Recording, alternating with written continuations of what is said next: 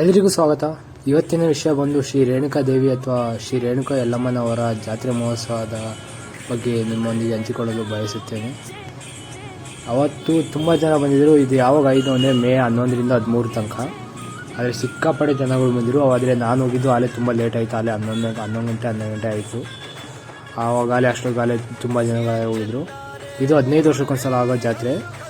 ಅದು ಜಾತ್ರೆ ಆದಮೇಲೆ ಕೊನೆ ದಿವಸ ಫಸ್ಟ್ನೇ ದಿವಸ ಬಂದು ಇದಿರುತ್ತೆ, ಅಂದರೆ ನೀರ ತಂದು ಅದನ್ನ ಉಕ್ಕಿಸ್ತಾರೆ. ಲೈಕ್ ಎಲ್ಚಿ ಗಿಡದ ನೀರ ತಗೊಂಡು ಉಕ್ಕಿಸ್ತಾರೆ. ಅದಾದಮೇಲೆ 2ನೇ ದಿವಸ ಮಟನ್ ಊಟ, 3ನೇ ದಿವಸ ಬಂದ್ಬಿಟ್ಟು ಜಾತ್ರೆ ಮಹೋತ್ಸವ.